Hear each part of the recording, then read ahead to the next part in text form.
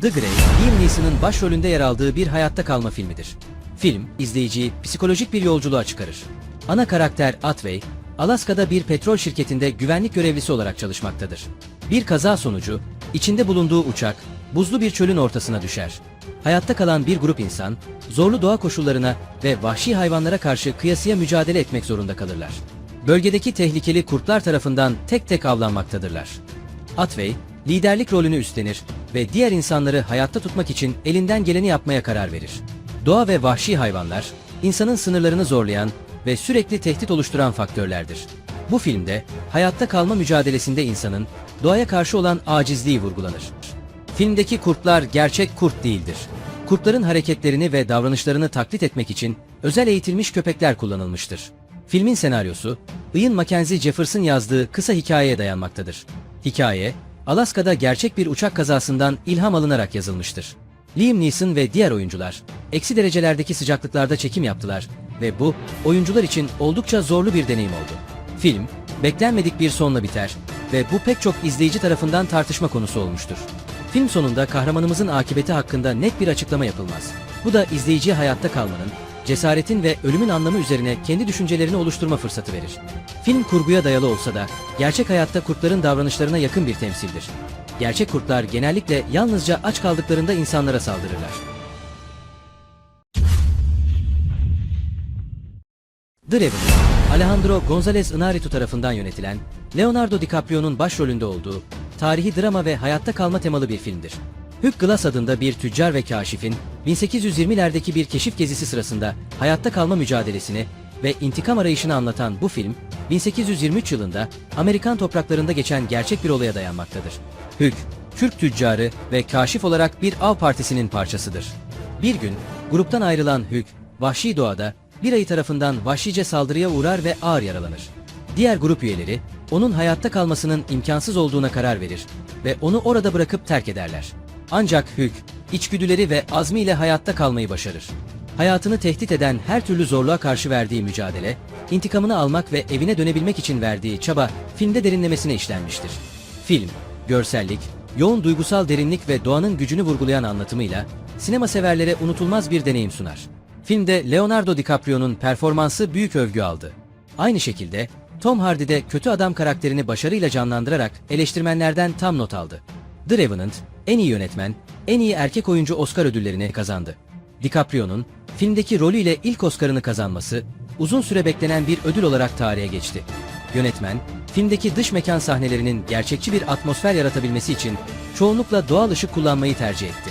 Tom Hardy, kötü bir karakter olduğunu vurgulamak için, fiziksel olarak da daha çirkin bir hale gelmek için dişlerini sararttı. Filmdeki ayı saldırısı sahnesi, bu sahnede kullanılan ayı, gerçek bir ayıydı. Ancak kontrollü bir şekilde eğitilmişti. Film ekibi, sahnenin çekimlerini yapmadan önce çok ciddi güvenlik önlemleri almıştı. Castaway, başrolünde Tom Hanks'in yer aldığı bir hayatta kalma filmidir. Chuck Noland, büyük bir lojistik şirketinde çalışan, hızlı bir iş temposuna sahip olan ve işinden dolayı sürekli seyahat eden bir yöneticidir. Bir gün, şirketi tarafından bir iş seyahati için uçakla Pasifik Okyanusu üzerinden bir yolculuğa gönderilir. Uçak beklenmedik bir şekilde kaza sonucu okyanusa düşer. Chuck, uçağın enkazından kurtulmayı başarır. Ancak tek başına ıssız bir adaya sürüklenir. Film, Chuck'ın bu ıssız adada hayatta kalmaya çalışırken yaşadığı içsel ve fiziksel mücadeleyi anlatır. Yalnızlık ve doğa ile kurduğu ilişkiler filmi derinleştirir. Bir süre sonra denizde bulduğu bir voleybol topuna Wilson adını verir ve ona insan gibi davranmaya başlar. Wilson, Chuck'ın yalnızlıkla mücadelesinin simgesi haline gelir. Castaway, Tom Hanks'in başrol performansının yanı sıra filmin temaları, güçlü yönetmenliği ve sinematografisi de büyük övgüler aldı. Tom Hanks'in performansı özellikle film boyunca tek başına neredeyse tüm hikayeyi taşıması ve izleyiciye derin bir empati yaratması bakımından takdir edildi. Tom Hanks, bu film için inanılmaz bir fiziksel dönüşüm geçirdi. Filmdeki karakterin fiziksel gelişimini gerçekçi bir şekilde yansıtmak için Hanks önceki çekimlerden sonra yaklaşık 55 kilo kaybetti. Castaway'in çekimleri tam anlamıyla 2 yıl sürdü. Tom Hanks'in gerçek okyanusa girdiği bazı anlar var. Bu sahnelerde gerçek dalgalarla karşı karşıya kalan Hanks, denizin güçlüklerini doğal olarak deneyimledi. En çok bilinen ve hafızalarda kalan şeylerden biri, Tom Hanks'in Wilson diye bağırarak voleybol topuna hitap etmesidir. Bu sesleniş, filmin en duygusal ve unutulmaz anlarından biridir. Gravity, bilim kurgu ve dram türlerinde bir yapımdır. Film, özellikle görselliği, heyecan verici atmosferi ve gerçekçi uzay tasvirleriyle dikkat çekmiş, birçok ödül kazanmıştır. Film, Dr. Rhinestone adında bir astronotun uzayda yaptığı ilk görev sırasında geçirdiği felaketi ve hayatta kalma mücadelesini konu alır. Stone, uzay istasyonunun tamirini yapmak üzere Matt Kowalski ile birlikte uzaya gönderilir. Ancak bir felaket sonucu Rusya tarafından yapılan bir uydunun patlamasıyla uzayda büyük bir enkaz fırtınası oluşur. Bu enkaz uzay aracını tahrip eder ve Stone ile Kowalski'nin hayatta kalması için mücadele etmelerine sebep olur. Stone'un karşılaştığı tüm zorluklara rağmen umudunu kaybetmemesi, onun hayatta kalma azmi ve yeniden doğma temalarını simgeler. Gravity, hem eleştirmenler hem de izleyiciler tarafından büyük övgü aldı. Film, özellikle sinematografisi ve görsel efektleriyle dikkat çekti. En iyi yönetmen, en iyi sinematografi, en iyi kurgu ve en iyi ses tasarımı Oscar ödülleri kazandı. Sandra Bullock'un performansı da büyük takdir topladı. Efektlerin çoğu, fiziksel olarak mümkün olan en doğru şekilde simüle edildi. Yönetmen Alfonso Cuarón, filmdeki düşük yerçekimi etkisini yansıtabilmek için neredeyse tüm sahneleri özel bir simülasyonla hazırladı. Bu da filmin hem görsel hem de fiziksel olarak izleyiciyi etkilemesini sağladı. Karakterler arasındaki diyaloglar yok denecek kadar az. Çünkü filmdeki tüm odak, başrol karakterlerinin hayatta kalma mücadelesine ve uzaydaki yalnızlıklarına verilmiştir. All Is Lost, başrolünde Robert Redford'un tek başına yer aldığı bir hayatta kalma filmidir. Film, denizde yalnız kalan bir adamın hayatta kalma mücadelesini anlatır. Redford'un canlandırdığı karakter, okyanusta yalnız başına seyahat eden bir adamdır. Fırtına sırasında teknesi hasar alır ve adam, sadece kendi becerilerine ve hayatta kalma içgüdülerine güvenerek, okyanusun ortasında bir bot üzerinde hayatta kalmaya çalışır. Karakter, yavaş yavaş tükenen kaynakları ve bitmeyen yalnızlık ile yüzleşir. Filmin hiçbir diyalog içermemesi dikkat çekmektedir.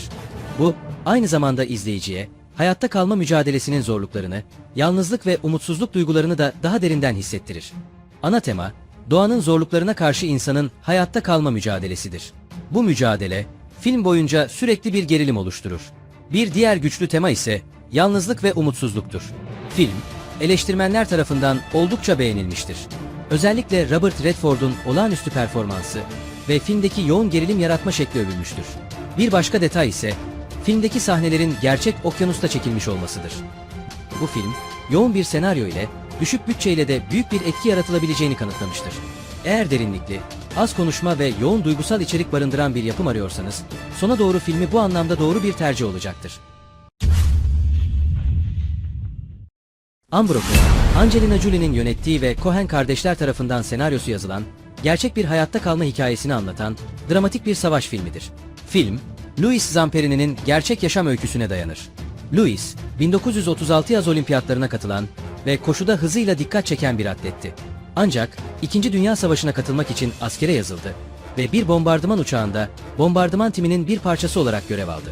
Bir görev sırasında uçağı okyanusa düştü ve Louis ile birlikte 3 asker daha hayatta kaldı. Hayatta kalan askerler okyanusun ortasında açlık, dehidrasyon ve yırtıcı hayvanlarla mücadele ettiler. Louis, Pasifik Okyanusu'nda 47 gün hayatta kalmayı başarmıştı. Ancak onları bekleyen asıl zorluk Japonlar tarafından yakalanıp esir alınmalarıydı. Louis, esir kamplarında işkencelere uğrayarak büyük bir dayanıklılık gösterdi. Film, Louis'in savaşta yaşadığı zorluklar ve esir kampındaki yaşamını konu alırken, onun inancını ve içsel gücünü keşfetmesini de işler. Filmin sonunda, Louis'in hayatta kalmak için gösterdiği azim ve sonrasındaki kurtuluşu anlatılır. Film, insanların ne kadar güçlü olabileceğini ve zor durumlarla nasıl baş edebileceğini anlatan önemli bir tema oluşturuyor. Louis Zamperini, film yapım süreci boyunca seti ziyaret etti ve gerçek hayatındaki hikayesinin aktarılmasını izledi. Bu, film ekibinin onu nasıl doğru bir şekilde temsil etmeleri gerektiği konusunda ondan çok değerli geri bildirimler almasına olanak sağladı. Zamperini, filmin galasına katıldığında 97 yaşındaydı ve filmi izlediğinde hala sağlıklıydı. Filmin galası sırasında Angelina Jolie ile buluştu ve filmdeki performanslardan çok etkilendiğini dile getirdi ve Julie'ye teşekkür etti. Alive, bir hayatta kalma ve dram filmidir. Film, gerçek bir olaya dayanır ve Uruguay rugby takımının 1972 yılında Ant Dağları'nda geçirdiği bir uçak kazasından sonra zorlu doğa koşullarıyla mücadelesini konu alır. Uçak Ant Dağları'na çakılır ve hayatta kalan birkaç kişi zorlu doğa koşulları altında yaşam mücadelesi verirler. Kazadan sonra birkaç kişi açlık, soğuk ve yetersiz malzeme ile mücadele ederken yüksek bir irade ve inanılmaz kararlılık sergilerler. En dramatik noktalardan biri, grup üyelerinin son çare olarak açlıktan ölmemek için cesetleri yeme kararı almalarıdır. Bu mücadele, doğa ve insanın sınırlarını zorlarken, insanlık ve hayatta kalma arzusunun karmaşıklığını gözler önüne serer. Özellikle, gruptaki insanlar arasında yaşanan duygusal çatışmalar, umut ve umutsuzluk arasında gidip gelmeleri izleyiciye derin bir insani deneyim sunar. Film, özellikle Ethan Hawke'ın ve diğer oyuncuların performanslarıyla dikkat çekmiştir. Eleştirmenler, filmin duygusal derinliğini, gerçek bir hikayenin öne çıkan zorluklarını ve psikolojik yönlerini vurgulamışlardır. Alive, güçlü bir dram ve hayatta kalma temasıyla hafızalarda kalmıştır.